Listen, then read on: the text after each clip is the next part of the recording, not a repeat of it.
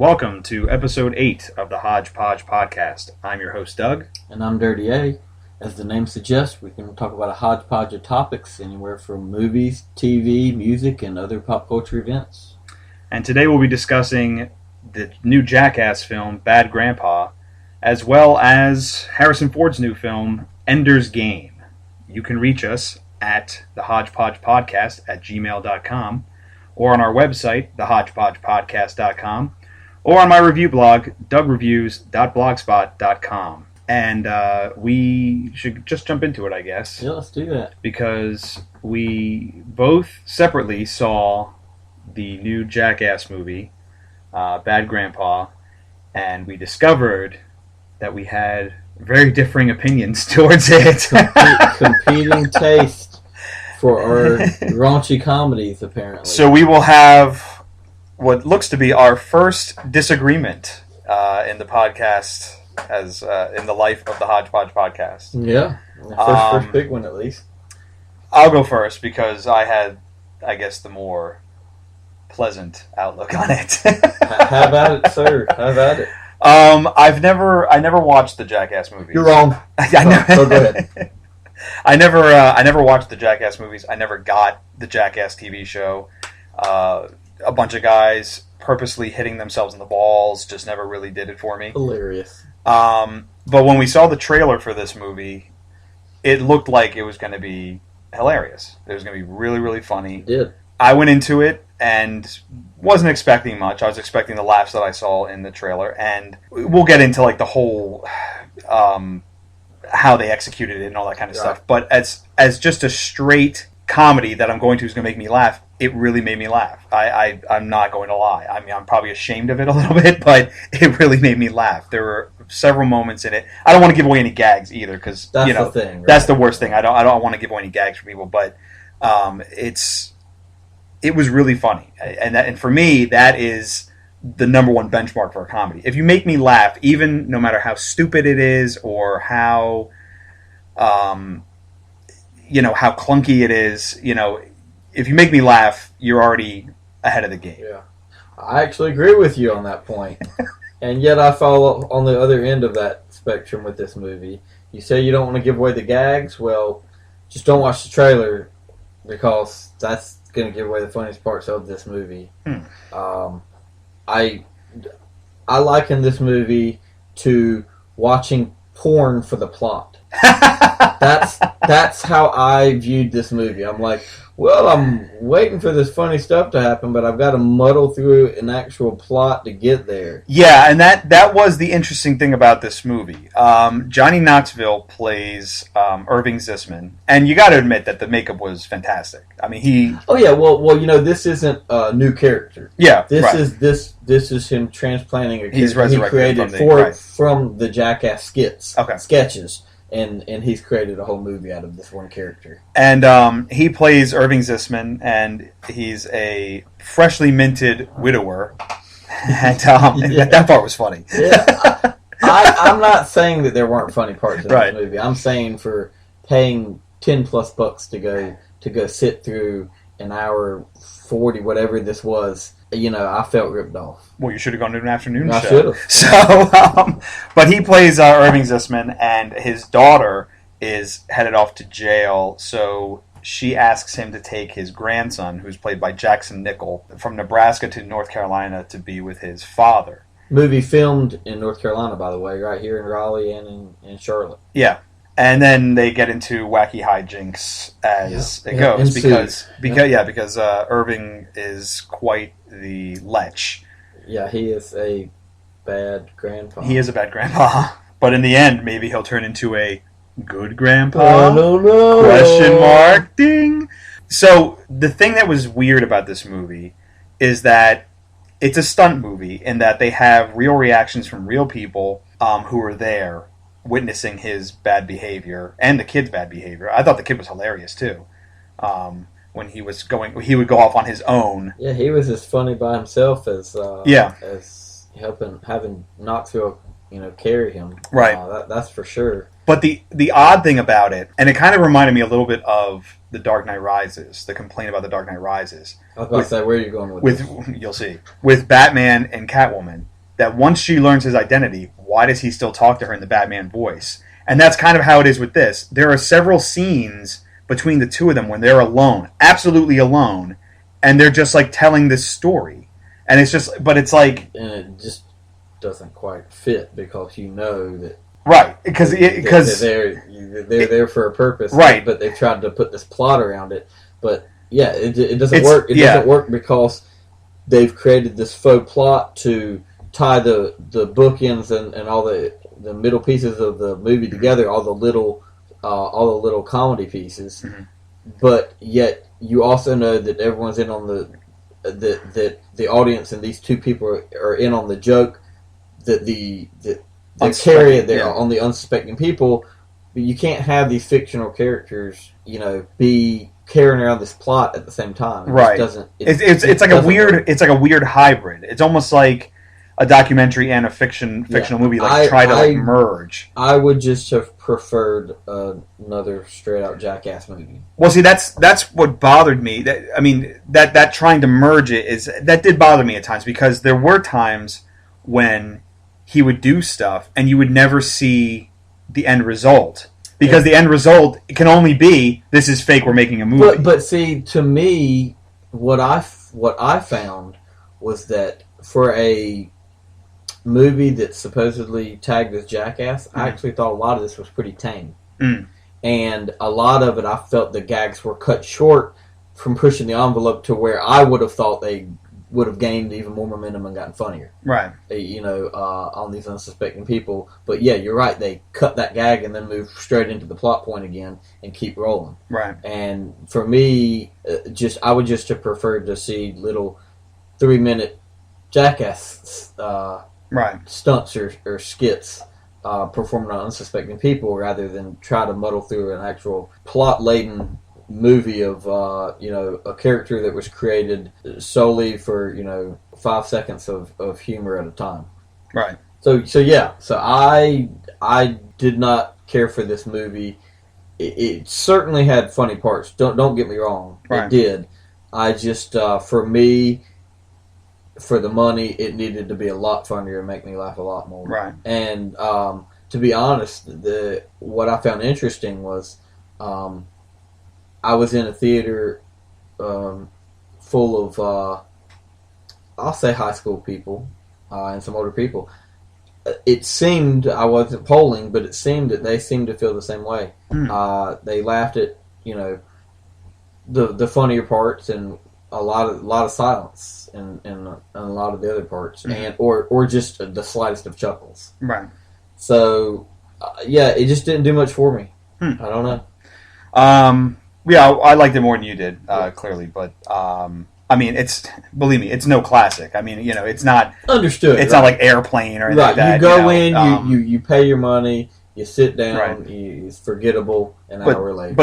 But for me, there were a lot... I laughed often and I laughed hard, because some of the stuff he did. But then again, maybe if I had seen the Jackass movies, maybe I wouldn't have found it as funny, because I would have been like, I've seen, they did this before, and blah, blah, blah. So, and maybe it's that. And, as with everything, humor is subjective. So, totally. This is just, for me, what I was hoping going into it, and I had expectations going in, it just didn't push the envelope enough for me. Thinking back to the Jackass movies. And a movie that does leaps and bounds better than this, that we both agree, is Borat. Right, yeah. Same idea, but, that's not a forgettable movie. I'm still talking about it today. You'll still hear that quoted sometimes today, because it was that funny, and that worked. They made it work with Borat, which is literally the same idea. Right, Same exact idea, taking a character from the Ali G show that just little skits at a time, and they put it into the exact same format. In my review that I wrote, I also compared it to Borat, because that is, like you said, it's the fairest comparison. Yeah, it's the closest comparison, and that was the difference for me with Borat, was that, like I said with Bad Grandpa, the only way to end some of those scenes was, this is fake, sorry, it's a movie. Whereas Sacha Baron Cohen, he'd go to jail. Yeah, they he would not break character. He did not let anybody in on it. He didn't say, "Oh, it's all a movie," blah blah blah. And I think it's because of the way they sold it. Whereas, because Borat also was not a hidden camera thing, whereas Jackass is. Right. Borat is like, "Oh no, I am here making a movie for my country." It was as a documentary, so it made sense in the have cameras around. Right. So he could sell it like that. Setting, yeah. But yeah, Borat is much, much, much funnier than Bad Grandpa. Absolutely. But it's also because it's a satire. Bad Grandpa is all about, tee hee hee, look what we did to those people. And then immediately... comedy for comedy's sake is all Bad Grandpa is. Just to get the laugh, whereas there is an actual deeper meaning behind Sacha Baron Cohen and Borat. I mean, and they do show you at the end of Bad Grandpa how basically they... As soon as they're done with the bit, they immediately let the people in on it and go, "Oh, it's a jump, Johnny Knoxville, blah, blah, blah." Right. Whereas Sacha Baron Cohen's like, you don't find out until the movie came out. The movie comes out, these people are like, obviously they had to sign something. But yeah. I agree with you. But yeah, Borat, that came out in 2006. That was Sacha Baron Cohen. He had the Ali G show, like you said. Right. But Borat, no, he did do an Ali G movie first, didn't he? But that wasn't a big hit here. Right. That still was very niche. I don't... A lot of people didn't really follow the Ali G show. It was Borat that really put him on the map. Right. And rightfully so. That was just a... Yeah, Borat is brilliant. I mean, it's brilliant. Yeah, brilliant I never saw Bruno because I just didn't have any interest at that point. I saw Bruno, and again, it's like chasing Borat. Right. I mean, it's... And I didn't see The Dictator. I've seen 10, 15 minutes of The Dictator, but not the whole movie. I thought The Dictator was a disappointment. Yeah. It was, I mean, but The Dictator was a straight scripted movie. It wasn't, it didn't have anybody in it that didn't know what was going on. Right. I mean, once you have a movie with the success of something like Borat, it's kind of hard to play that again, do that same idea again. People are... Yeah. Well, I want to say people aren't that stupid, but that's not true. No, that is not true. But yeah, so my recommendation would be if you want to go see a movie of this style, go with Borat, especially if you haven't seen it. If you have, I'd just say watch it again. If you wait for it on cable, or if you want to pay to see it on Blu-ray, how about Bad Grandpa? But I would not spend $10 in the theater. Yeah, I mean, especially don't go see it if you're also offended by raunchy humor, because it's a good point to bring up, right? Yeah, I mean, because it shows a lot, and I mentioned earlier that I used the word tame. I mentioned that in the realm of the Jackass world, it's still very raunchy. And offensive. Yeah. So, So it is. I guess we first big disagreement there. I know. Well, it wasn't really a big disagreement. I hate you. I hate you for liking it. How's that? But with our next movie we have to discuss, we might have a disagreement with some listeners because we also both saw Ender's Game recently. Ender's Game actually opened up November 1st. It did. And I got into an early screening in IMAX before that, and then you saw it basically day of release. Saw it yesterday, yeah. Ender's Game obviously is coming with a whole lot of baggage. Right, you talk about the controversy of the writer. Yeah, the author. Orson Scott Card, the author of the novel that Ender's Game is based on, and the series that followed thereafter. He is very militant, anti-gay marriage, anti-homosexual type stuff, and a lot of people are boycotting this movie. Apparently, not that many people. Yeah, the box office numbers. Yeah, the box office report says it's at number 1 right now.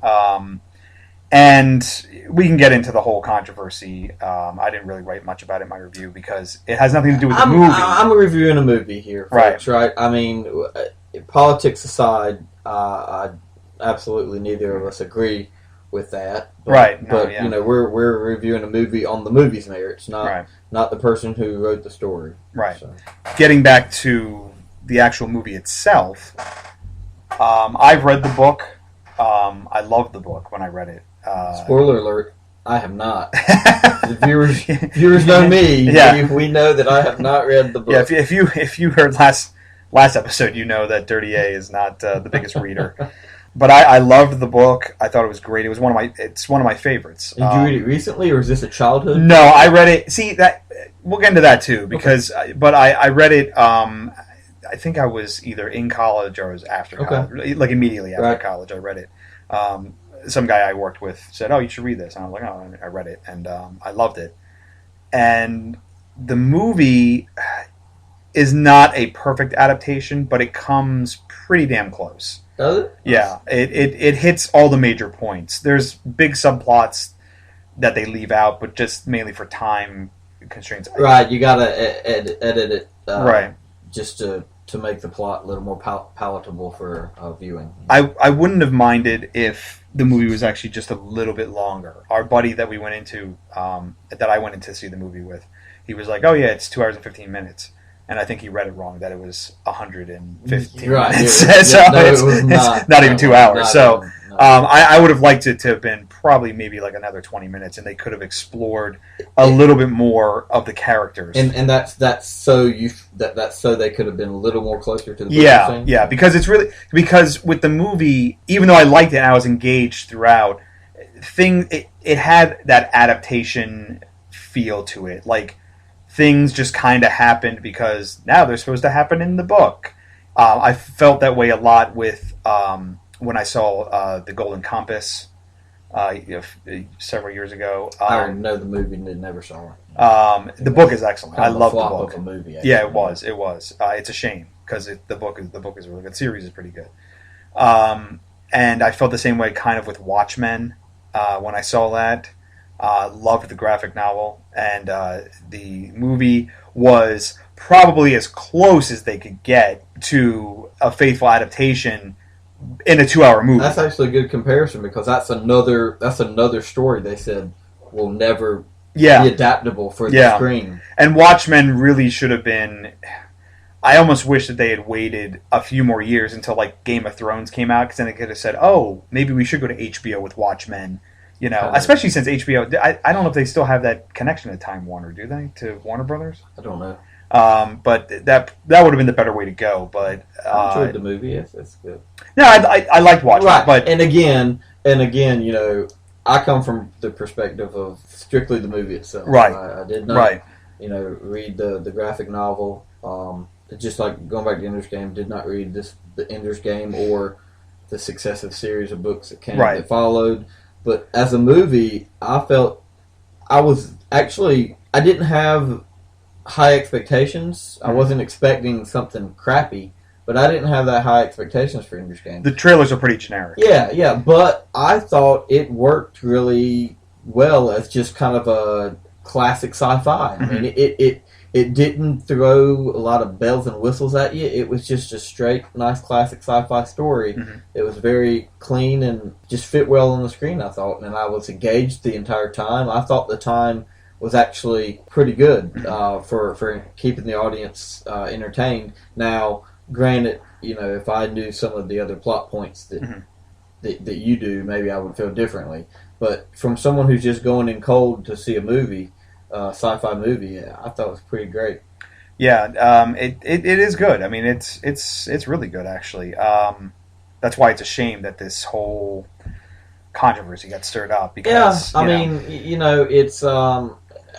I read an article lately. It may even be one that you pointed me to. I can't remember it now. It made good points about if you're going to boycott this because of the political beliefs of the author, you really ought to look at other things in your life that you should be boycotting. Yeah, I mean, probably the one that jumps out the most at me in comparison is probably Mel Gibson. Right. Mel Gibson obviously got, he's headline. He's obviously despicable because he's a lunatic. Right? Yeah, well, that he's a drunk and a lunatic. But I mean, I'm sorry, that's not going to make me not like Lethal Weapon now because I found out Mel Gibson's an asshole. It's. Unfortunately, he still can act. Yeah. He's still on the screen. He's still a presence. Yeah. And it doesn't mean you agree with you don't his have to views. agree with those beliefs by any means. And Lethal Weapon's a great movie. And that being said, to each his own. If you choose to boycott Ender's Game because of the controversy, that is your prerogative, and I'm not going to fault you for it. Stick to your principles if that's. But for me personally, I like to watch movies, and I like to sit here with you and talk about them and review them on their merits and not on the political beliefs behind who wrote the movie. I don't eat Chick-fil-A, so there you go. Yeah, so it all evens out. It all evens out. But if you're not familiar with the story of Ender's Game, basically it's set in the future. I think it was like 2050-ish? Roundabouts. Around there. The story comes after a war with an alien race called the Formics, and they came to Earth and really fucked up the Earth. And but we managed to beat them back through the heroics of a character named Mazer Rackham. Yeah. And now what the Earth... It's basically like... I don't want to call it the United Federation of Planets from Star Trek because it's just Earth, but it's like almost like a world government. Yeah, it's the climate of the world has changed, and it's more of a militant planet, if you will, and that the military basically seems to run the government and how things are operated, and they pick and choose who they want to do what. Right. Which seemed like a natural progression of what might happen after some intergalactic war that takes place. It's funny because the book was written and all that's in the book, and the book was written in 1985, or he published it in 1985. I think it was written before that. Yeah, I think it was written there was a short story first before that, but he published the novel in 1985. But the themes in this are very post 9/11. I mean, it's very resonant. Yeah, he saw a lot of things coming. But what happens is that they start using children. They send them to what's called battle school, where they learn to be soldiers and also learn to command. Right. And one of these children is the main character, Ender Wiggin, and everybody calls him Ender, and he's played by Asa Butterfield, who was in Hugo. He's great. He's a great actor, great young actor. I liken him to a young Ed Norton. Yeah. I think he's a phenomenal actor. He's also in The Boy in the Striped Pajamas. Right. Which was, if you haven't seen that, that's a good one. That's one to catch. But he is a genius kid. He's what they call a third because the parents are only allowed to have 2 kids apiece, and he already has an older brother and sister. And they're all smart, which is something you really don't get in the movie, but it's much, much clearer in the book. Yeah, in the movies, you basically you get that they were fit for this program, right? And that they both had skills that only allowed them to go but so far in the program because with those skills, they didn't have enough counterbalance. Basically, yeah. His older brother Peter, is brilliant, but he's also a sociopath. Right. And his sister Valentine, too compassionate. Yeah, she's too compassionate. She's played by Abigail Breslin. The kid who plays the brother Peter is Jimmy Pinchak, but he's barely even in it. He's in it like 5 minutes, maybe. And that's he's referenced more than he's actually in. He is. He makes a brief appearance in the beginning of the movie, and then he's just referenced throughout as almost part of Ender's personality. Right. Valentine being the other part, and that's a shame because in the book, Peter is much more central in it, and so Ender has been basically earmarked by the colonel who runs the battle school, Hiram Graff, played by Harrison Ford. Oh, you were right. And Indy. Yeah, they handpick him to come to the school. Another instructor there is Commander Anderson, played by Viola Davis. And it's kind of the same thing as the Peter Valentine. Yeah, they have the exact dynamic between each other. Right, where Graff is all about he's got to be ready, he's got to be able to lead. Yeah. Test him. Whereas Anderson's a little bit more compassionate. She's worried about the effect of all the testing is going to have on the kid. She's worried about the child, whereas the commander is worried, about the planet. Right. And by the way, folks, if any of you have been wondering where Harrison Ford is, his acting chops have gone lately, never fear. Go see this movie. Yeah. Because he's great. Yeah, he's great. He's back. He's really, I mean, this year has really been a good year for him, aside from Paranoia. I was about to say, Paranoia. Because he also was in 42, and he was fantastic in 42. And I thought, I was afraid in 42 he was going to be like a caricature. No, he was great. In 42, it's like, where's Harrison Ford? Because he just seemed to engulf this role. But yeah, here, he's great. He is good. He plays the stern father, captain figure. Yeah, like a father figure kind of to the T. He was great. I really appreciated his role here. Yeah, and then when Ender goes to battle school, he makes friends and enemies. And two of his best friends are Petra, who's played by Haley Steinfeld, who was in True Grit. I knew I recognized her from somewhere. That's with Jeff Bridges, yes. And she's great in that role too. And his other friend is Bean, who's played by a kid named Aramis Knight. And again, Bean is another casualty of the streamlined story because Bean is supposed to have a much larger role. He had a larger role in the book, huh? Okay. Yeah, but the thing I really liked about the movie and the book, but mainly with the movie, because you're always afraid that they're going to neuter a movie. This story, and I don't want to give anything away, obviously that's why I'm kind of dancing around it, but there is violence in this movie, and violence has consequences. And I kind of compared it to Harry Potter, in that Harry Potter, he is like the paragon of good, and in the last movie, not to give anything away, because everybody except you, I guess, I was about to say, not everybody. But his rival and his nemesis throughout all the 7 books and all the 8 movies was in danger, and Harry Potter saves him and all this stuff, and yay, everybody's happy.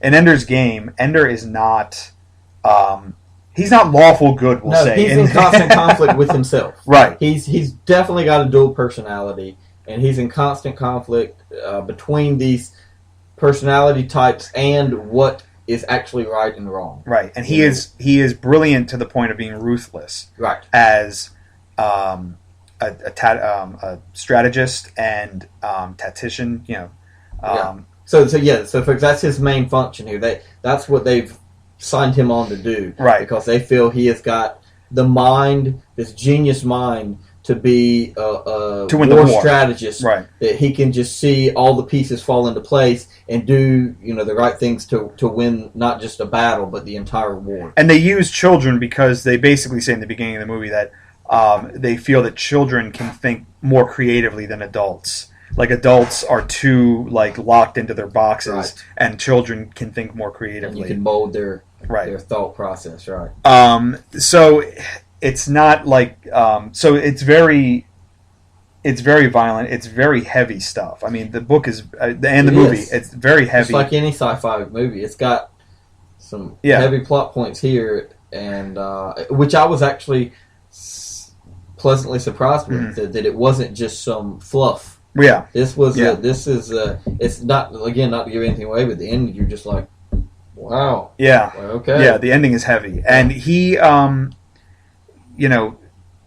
it's a great story, and it is. I will say, as a avid moviegoer, I saw the big twist coming from a mile away, but it still worked very well. I was still very happy with it. It wasn't anything. It was very organic, and that wasn't. That's basically what the story is. So. But because of the heaviness of the story, I've never understood why this has been touted as and sold as a young adult series. Because when the book obviously was not written as a young adult book. I mean, it's in the adult section at Barnes & Noble, whatever. Right. When I worked at Barnes & Noble many years ago, I remember I was in the kids section walking around, and they had a recovered, a new cover, and it was Ender's Game in the kids section. I'm like, what the hell is this doing here? This book is heavy. It's why there's a lot of violence and stuff in this. Why is this in here? I think it's a marketing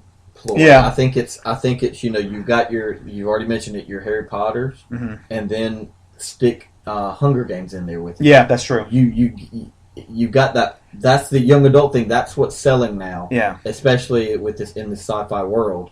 That's what they were going to market. And I would say even though the Hunger Games is about kids killing kids and the tournament stuff like that, I'd say the violence in Ender's Game is far more disturbing.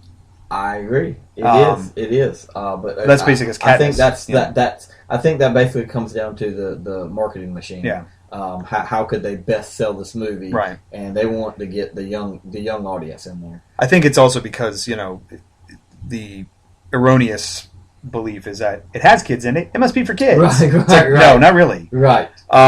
We should mention that the film was adapted by writer-director Gavin Hood. He has some good movies on his plate, and he also has X-Men Origins Wolverine. So that's why I was a little shaky going into this one, but he does a good job with this. No, he did. One of the reasons why they said that this movie might be unfilmable is because of the battle room that's at the battle school. It's kind of an anti-gravity right arena. Yeah, right. Arena. And the kids go in there to train, and nobody gets killed in the battle room. No. But it's all fake. It's gameplay. It's a game. It's a game. It's Ender's Game. But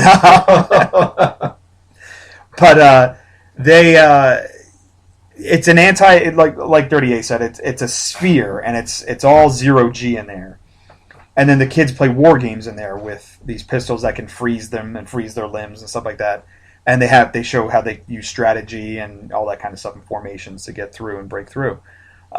Really neat scenes. Yeah. The only problem I had with those scenes and the space scenes, there's space battle simulations later. Mm-hmm. The CGI just seemed a little too busy for me. Did it? Yeah, really? Yeah, especially in the battle room. I thought the opposite. I thought that they didn't put a lot of frills in there, and that's what I really appreciated. That it was very clean looking. So I got the opposite effect of that. Yeah, it's interesting. I just thought there was just too much going on, and it was hard to find the kids because the kids all wear basically gray suits and stuff like that. Oh, so right. I got what you're saying. Right, because of the way the arena is set up, it's just a bunch of lights everywhere, and it's just and then there's stars on top of it. So you're just like, what the hell is going on? Sure. So it's that's what I mean by busy, not like Star Wars prequels where they throw as much crap in there as they can. No, I see what you mean. But, it worked fine for me, but I could certainly see that. I don't have a lot of bad things to say about this movie. It's not a perfect movie. No, yeah. It certainly has some call them plot holes, if you will. Mm-hmm. Not every performance is great. Right. But, as a whole, it was a pretty darn good movie that I would certainly highly recommend to go out and see this week. Did you see it in IMAX? I did. Yeah. I did see it in IMAX. Recommend seeing it in IMAX. Yeah. It's not 3D. It's not IMAX 3D. It's just straight if you can 2D see IMAX. I'm not saying it's a necessity. You probably won't get that much more out of it. Right. But it's certainly, I would recommend IMAX. And if you are one of those folks that you are boycotting and you do not want to see it in theater, check it out when it comes on Netflix. Especially if you like the book. I